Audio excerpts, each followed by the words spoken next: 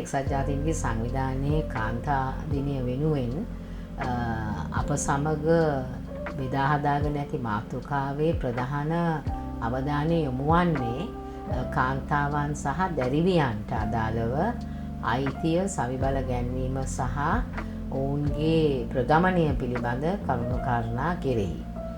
එතකොට මේ රාමුව තුළ තමයි අපි 2025 ජාත්‍යන්තර කාන්තා දිනය සැමරීම සඳහා එක්වන්නේ.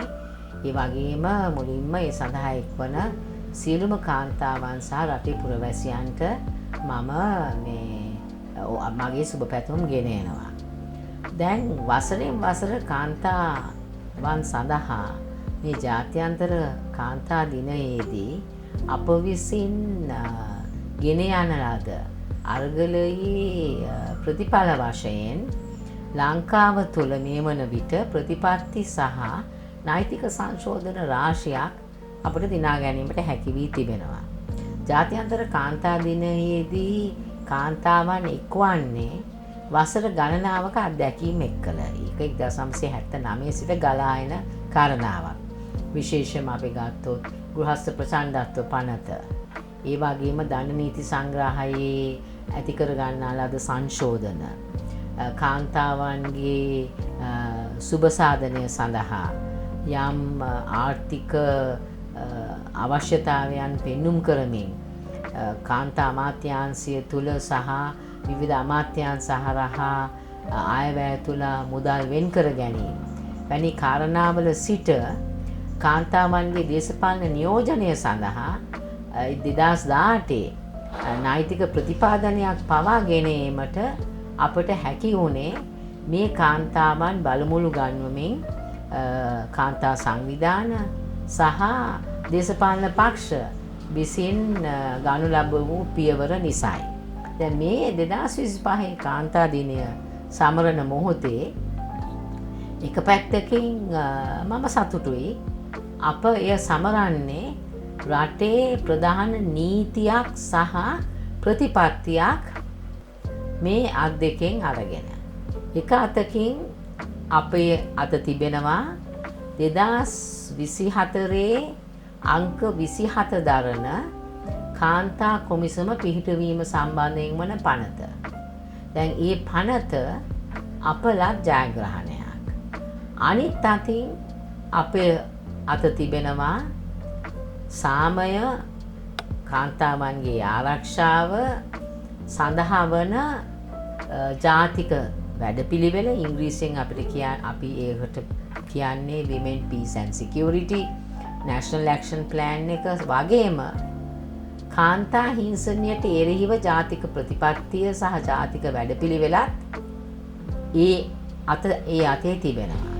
එතකොට මේ නීතිය සහ ප්‍රතිපත්තිය අත ඇතිව තමයි ලංකාවේ කාන්තාවන් 2025 කාන්තා දිනය සමරන්නේ. දැන් මෙය අප ලැබූ විශාල ජයග්‍රහණය හැටියට මා සටහන් කෙරුවත් දැන් මේ නීතිය සහ මේ ප්‍රතිපත්ති අපි කෙසේද රට තුළ ක්‍රියාත්මක කරන්නේ කියන කාරණාව සම්බන්ධයෙන් සංවාදයක්, වැඩපිළිවෙලක් සහ මැදිහත් වීමක් අවශ්‍ය වෙනවා. විශේෂයෙන්ම ජාතික කාන්තා කොමිසමට බලය ඉතා විශාල වශයෙන් පැවරී තිබෙනවා. කාන්තාවන්ට සිදුවන අසාධාරණයන්, අකටයුතුකම් පිළිබඳව නෛතික පියවර ගැනීමත් ඔම්බුඩ්ස්මන් වරයෙක් හරහා අවශ්‍ය වන්නා වූ මැදිහත් වීම කිරීමටත් විවිධ ආකාරයෙන් රටට එහෙම නැත්නම් ප්‍රතිපත්ති සම්පාදකයන්ට දැනුවත් කිරීම කරලා ඒ විවිධ කාන්තාවන්, විවිධ ක්ෂේත්‍රවල කාන්තාවන් මෙන්ම පුද්ගලයන් වශයෙන්ුත් කාන්තාවන් මුහුණ දෙන්නා වූ අසාධාරණයන්ට එරෙහිව යෝජනා, විසඳුම් සහ අවශ්‍ය නෛතික පියවර ගැනීම. ඉතින් මම හිතන්නේ ඒ නිසාම අපි ප්‍රබලයි. 52 ප්‍රබල කටහඬ අපිට අර්ථාන්විත වන ලෙසත් අපේ කාන්තාවන්ගේ සමානාත්මතාවය, අපේ අයිතිවාසිකම් ලබා ගැනීම සඳහා යොදා ගැනීමටත් අපි මේ මොහොතේ අදිෂ්ඨාන කරගත යුතුයි.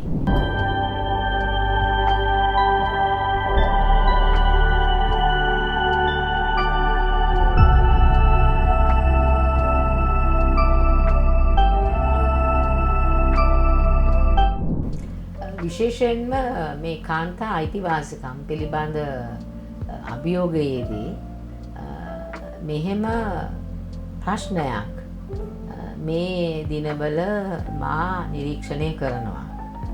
දැන් කාන්තාවන්ගේ දාරිද්‍රතාවය තුරන් කිරීම, කාන්තාවන්ගේ ආර්ථික අයිතිවාසිකම් ලබා දීම පිළිබඳව අපි යොමු විය යුතුයි.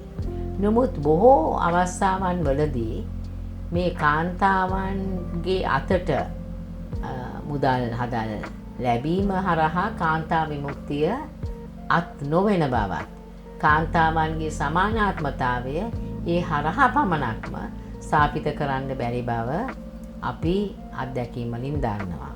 පොහොසත් රැකියාවක් තියෙන, වෘත්තීමය නිපුණතා තියෙන, වෘත්තීය දස්කම් ලබා තිබෙන කාන්තාවන් පවා ගෘහස්ත ප්‍රචණ්ඩත්වය, ලිංගික හිංසනය සහ කටයුතුකම් වලට මුහුණ දෙනවා. තේවත්තේ, කුඹුරේ, එහෙම නැත්නම් අන්ත දාරිද්‍රතාවෙන් පෙළෙන ගැහණිය පවා ගෘහස්ත ප්‍රචණ්ඩත්වය, ලිංගික හිංසනය සහ විවිධ අකටයුතුකම් වලට මුහුණ දෙනවා.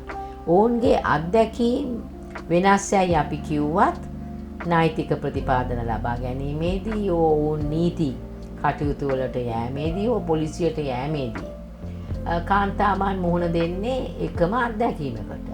ඒ නිසා අපි ඊටාත්ම ප්‍රවේශම් සහගත වෙන්න ඕනේ මේ කාන්තා අයිතිය, කාන්තාවන්ගේ දාරිද්‍රතාවය නැති කිරීම කියන කාරණාවට විතරක් ලඝු කිරීමට නොයෑම. බොහෝ අවස්ථාවන් වලදී මගේ ජීවිත අත්දැකීමෙන්ම මා පැවසිය යුත්තේ, අපි ප්‍රගතිශීලී දේශපාලන ප්‍රවාහය තුළ කටයුතු කරනකොට මුලින්ම අපිට දැනුම් දුන්නේ පන්ති අරගලය කාන්තාවාදයෙන් මොට කරන්න එපයි කියලා.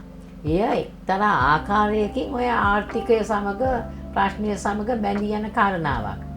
ඒ නිසා අපේ මේ දේශපාලන නායකත්වයක් අරගෙන කටයුතු කරන කාන්තාවන්, පාර්ලිමේන්තුවේ කාන්තාවන් මැදිහත් වීමේදී අප කාන්තාවන් හැටියට ප්‍රවේශම් විය යුතුයි. පක්ෂයක පුරුෂාධිපත්තික ආකල්ප කාන්තාවන්ගේ සමානාත්මතාවය පිළිබඳ කාරණාවට ගෙන ඒමේදී වඩා සුපරීක්ෂාකාරී විය යුතුයි කියලා. අපි සමානාත්මතාවය ප්‍රවර්ධනය කරන්නේ ජාත්‍යන්තරව ලංකාව පිළිගනු ලැබූ සීඩෝ ප්‍රඥප්තිය සහ බීජිං ප්‍රතිපත්තියක් පදනම් කරගෙන.